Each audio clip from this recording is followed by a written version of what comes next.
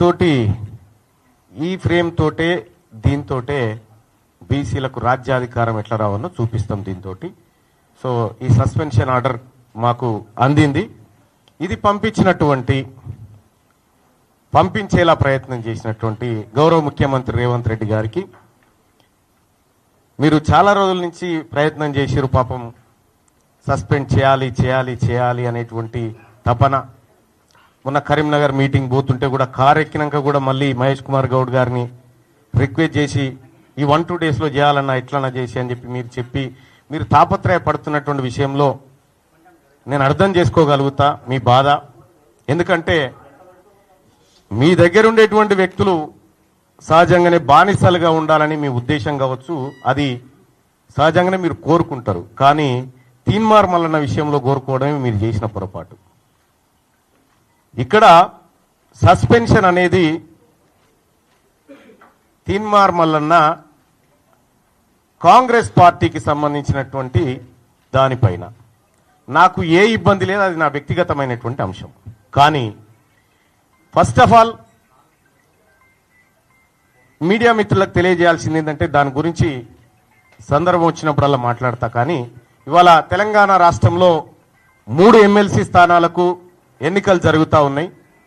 ఈ ఎమ్మెల్సీ ఎన్నికల్లో బీసీ అభ్యర్థులను మరింత ఉత్సాహపరిచే విధంగా ఓటింగ్లో పాల్గొన్నటువంటి బీసీ వాదులకు, సంఘాలకు, మేధావులకు, టీచర్లకు, పట్టభద్రులకు అందరికీ శిరస్సు వంచి నమస్కారం చేస్తా ఉన్నాం. మేమంతా మీరిచ్చినటువంటి బూస్టింగ్ ఇది మామూలు బూస్టింగ్ కాదు. మాకు రేపు భవిష్యత్ తరాల్లో అది ఖచ్చితంగా మంచి రూపంలో ముందుకు పోతుంది.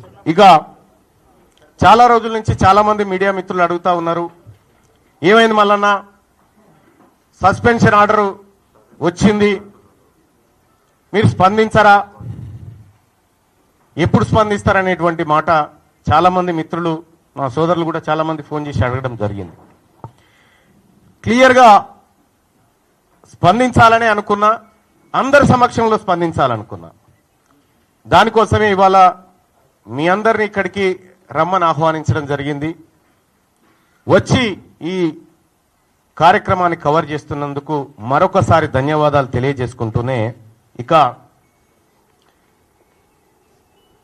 గౌరవ ముఖ్యమంత్రి రేవంత్ రెడ్డి గారు నన్ను కాంగ్రెస్ పార్టీ నుంచి బయటికి పంపించడం ద్వారా ఏదో జరిగిపోతుంది, ఇక బీసీ ఉద్యమం ఆగిపోతుంది, బీసీలు ఇంకెవరు మాట్లాడరు అనేటువంటి భ్రమలు మీకేమన్నా ఉంటే తొలగించుకోరు. అవి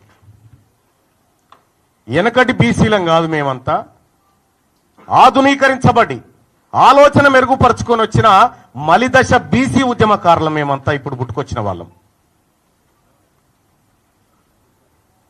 ఇవాళ అడిగిందేంది తీన్మార్ మల్లన్న? తీన్మార్ మల్లన్న అడిగింది కులగణన తప్పు, మీరు ఈ ప్రభుత్వం చేసినటువంటి కులగణన చిత్తు కాగితంతో సమానం, ఇది ఎందుకు పనికిరాదు, ఇది బీసీలను ప్రజలను మోసం చేస్తున్నటువంటి నివేదిక అని చెప్పి తగలబెట్టడం జరిగింది. నిజంగా తగలబెట్టడమే తప్పైతే, బీసీల మంచిని కోరి బీసీలకు న్యాయం జరగాలని కోరి తగలబెట్టడం తప్పైతే ఆ తప్పును ఇంకా 1000 సార్లు చేస్తా. కానీ ఇవాళ మీరే చెప్పిరు, భారతదేశానికి ఆదర్శవంతమైనటువంటి కులగణన మనం చేయబోతా ఉన్నాం, ఇది నా జన్మ సార్థకం అనేటువంటి డైలాగులు పెద్దగా కొట్టిరు. నేను కూడా చెప్పిన, కులగణన చేసే క్రమంలో ముఖ్యమంత్రి గారికి నేను కూడా సూచన చేసిన, 1931 తర్వాత అసలు మా తలకాయలను లెక్కించినోడు లేడు కులాల వారీగా. మీరే మంచి కార్యక్రమం చేపట్టిరు. మీరు చేపట్టే కార్యక్రమం దేశానికి ఆదర్శంగా ఉండాలి, రాహుల్ గాంధీ గారు తల ఎత్తుకొని మాట్లాడే విధంగా ఉండాలి, దీని ఒక పండుగ వాతావరణంలో చేయాలనేటువంటి మాట చెప్పడం జరిగింది. నిజంగా కులగణన సక్సెస్ చేయాలనేటువంటి ఆలోచన గనక రాష్ట్ర ప్రభుత్వానికి, అందులో ఉన్న అగ్రవర్ణాలకు నిజంగా ఉంటే, కులగణన ప్రారంభోత్సవమే వేడుకలాగా జరిగి ముఖ్యమంత్రి గారు ఆయన ఇంట్లో మంత్రులు వాళ్ళ ఇళ్లలో, ఎమ్మెల్యేలు కాంగ్రెస్ పార్టీ నాయకులంతా ఎవరింట్లో వాళ్ళు మొదటి రోజు చేసుకొని సమాజానికి ఆదర్శంగా చూపించేటోళ్ళు. గతంలో 2014లో కేసీఆర్ గారు సర్వే చేసినప్పుడు దుబాయ్, బొంబాయి ఎక్కడున్నాడు కూడా వచ్చిండు. అంత పకడ్బందీ ప్రచారం చేసిరు. కానీ ఇవాళ తూతూ మంత్రంగా సమగ్ర కుటుంబ సర్వే అయిపోయే టైంకి, పీరియడ్ ఎండ్ ఏది మొన్న చేసిన సర్వే అయిపోయే టైంకి ముఖ్యమంత్రి గారు పిలుచుకొని ఏదో తూతూ మంత్రంగా ఇచ్చినట్టు చేసిండు. ముఖ్యమంత్రి గారికే గంత నిర్లక్ష్యం ఉన్న తర్వాత మంత్రులకు నిర్లక్ష్యం ఉండదా? కింద క్యాడర్కు నిర్లక్ష్యం ఉండదా? పోనీ చేసిండ్రేదో మీరే చెప్తిరి. ఆదర్శవంతమైన సర్వే ఎప్పుడైతే 100% చేసి 100% లెక్కల్లో పక్కాగా ఎవరి వాటా ఏందో తేల్చి సర్వే బయటికి వస్తే అది ఆదర్శవంతమైంది అంటారు. మీరు చేసినటువంటి సర్వే ఆదర్శవంతమైన సర్వే కాదు. అది అగ్రవర్ణాలను ఎక్కువ చూపించి అనగారిన వర్గాలను తొక్కి పెట్టడానికి మీరు ఉపయోగించుకున్నటువంటి సర్వే.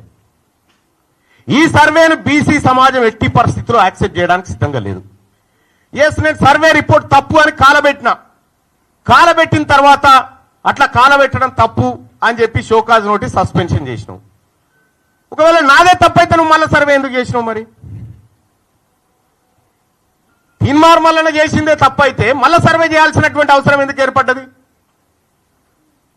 ఇక్కడ సర్వేలో కూడా క్లియర్గా ఫస్ట్ ఏం చెప్పినాం మనం, 3,54,000 ఇండ్లు ఇంకా సర్వే చేయలే, 16 లక్షల మందిని చేయాల్సి ఉంది అనేటువంటి మాట చెప్పినాం. వాళ్ళు ఎందుకు చేయలేదంటే అయిష్టంగా ఉన్నారు అనే మాట చెప్పినాం. అయిష్టంగా ఉన్నోని దగ్గరికి మళ్ళీ మన ఎమ్యూనరేటర్ని పంపన్నా, లేకపోతే అయిష్టంగా ఉన్నోడే మళ్ళీ మన దగ్గర రావన్నా? నేను ఒకటి అడగదలుచుకున్నా. ఇక్కడ 3,54,000 ఇండ్లను మనం ఇంకా సర్వేలో పాల్గొనలేదని చెప్పినాం. 16 లక్షల మంది అని చెప్పినాం. ఈ 16 లక్షల మంది అన్న సంగతి మీకు ఎట్లా తెలిసింది? మీరు ఎట్లా కంక్లూజన్కి వచ్చారు దీని విషయంలో? ఇవాళ ముఖ్యమంత్రి గారే పదే తన ప్రెస్ మీట్లలో మాట్లాడుతూ దొరికిపోతా ఉంటే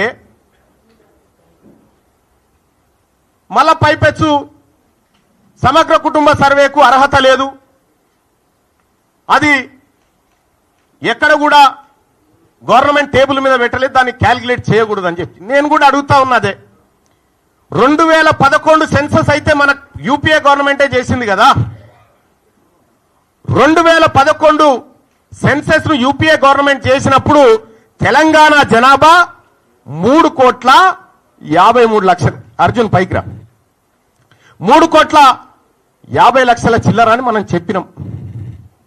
ఆ రోజు